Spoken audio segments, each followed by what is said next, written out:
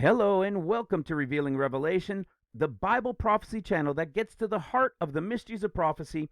My name is Alain Dubreuil, and if you get something out of these teachings, please remember to like, share, and subscribe. And don't forget, in the description box under every video, we have links to 10 other language translations to make it easier to share with family and friends around the world. Well, hold on tight because we've got another great one. As you've continued to grow in the revelation that the end of days is not 7 years, but 14 years, as you've continued to grow in the understanding that the differences in the synoptic gospels of Luke first, then Mark, then Matthew, revealed the truth of the end of days, that the pre-trib is in Luke, that the mid-trib is Mark, and the post-trib is in Matthew, that the end of days is 7 years of seals and 7 years of trumpets.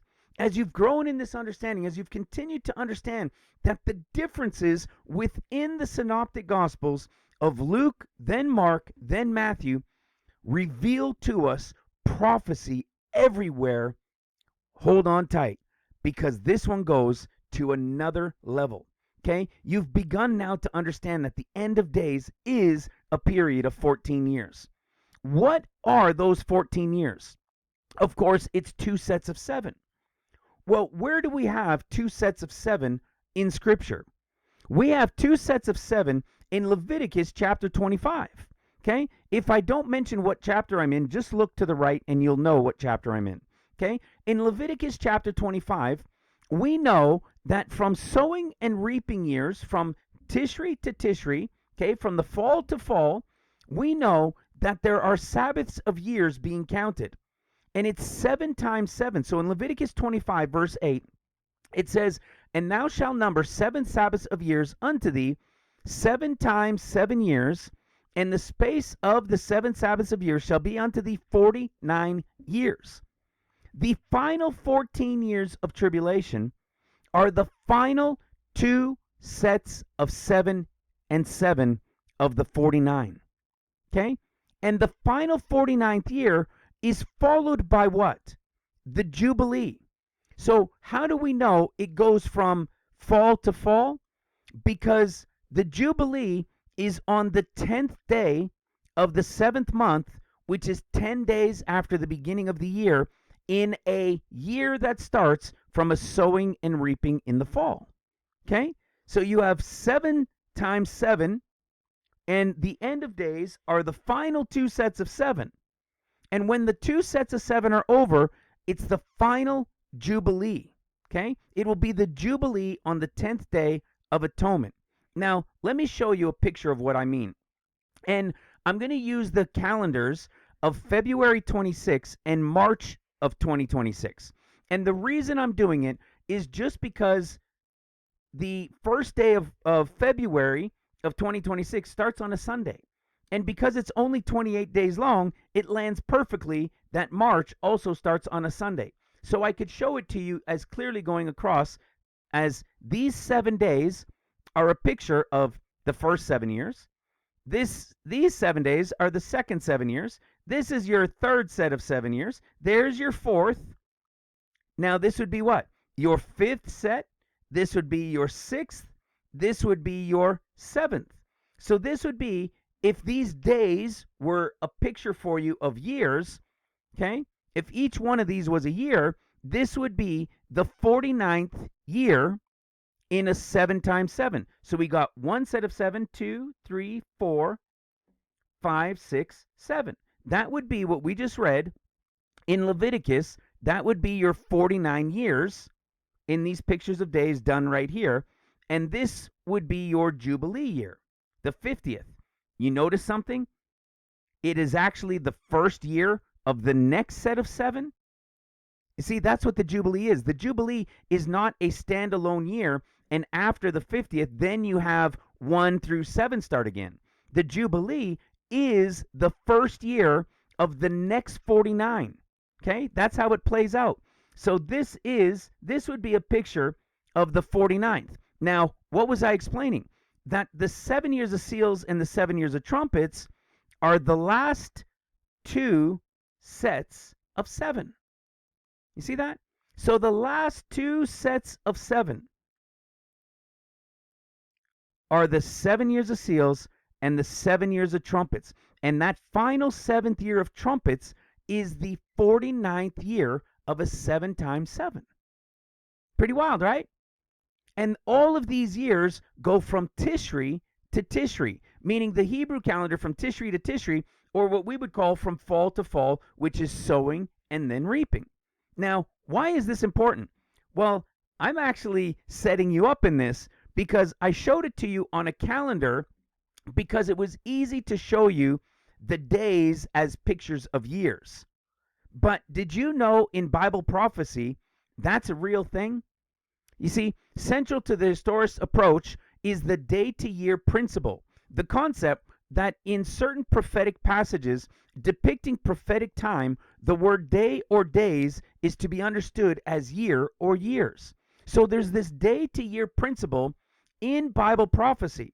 Well, as you now know, the differences within the synoptic gospels of Luke and then Mark and then Matthew are also prophetic. And what's a big, incredible difference?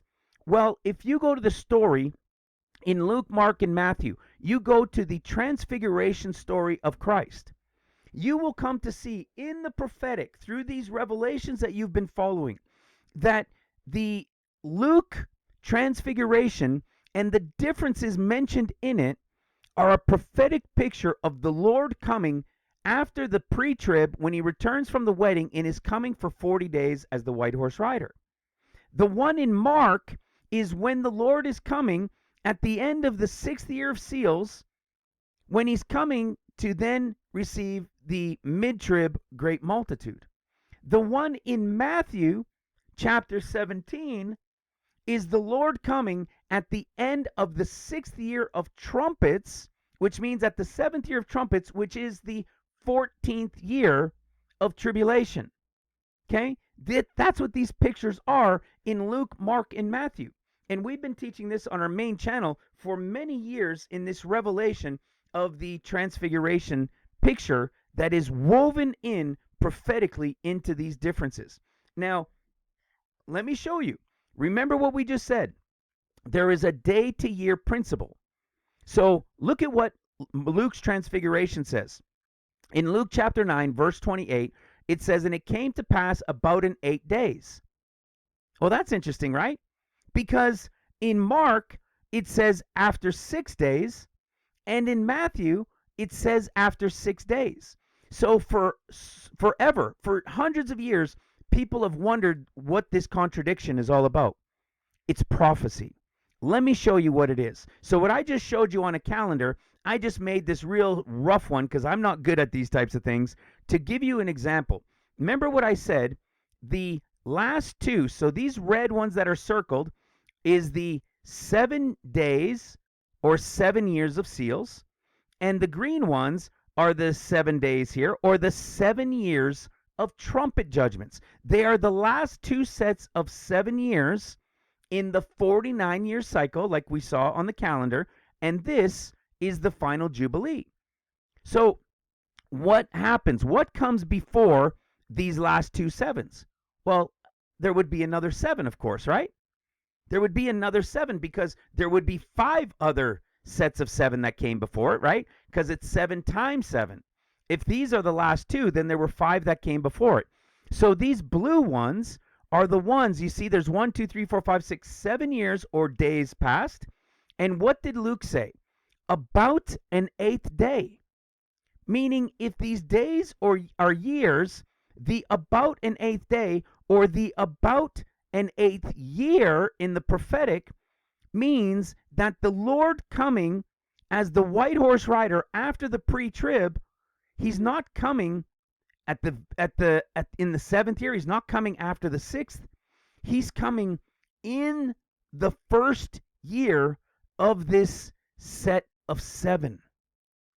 In this second to last, this seals portion is going to begin in the 1st year.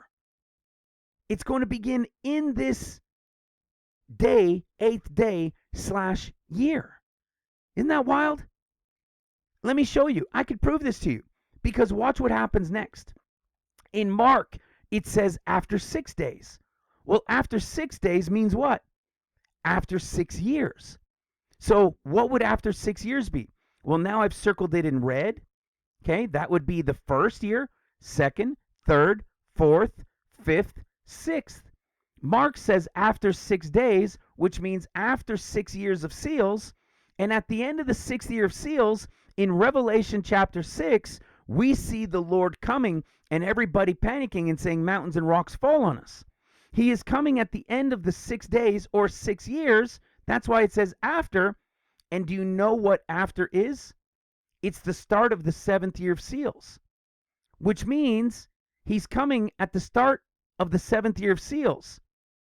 Well, do you know what it says in Mark chapter 13 in Mark's discourse at the coming of the Son of Man when he's coming in the clouds in Mark's discourse? It says that he's coming at a day and hour no one knows. He doesn't say it in Luke. But do you know why he says it in Mark? Because after 6 days is the start of the 7th year of seals, and it would be what? Well, these are all sowing and reaping years, which means he's coming on the day and hour no one knows, which is the Feast of Trumpets. Are you following? Please rewind and watch this again carefully.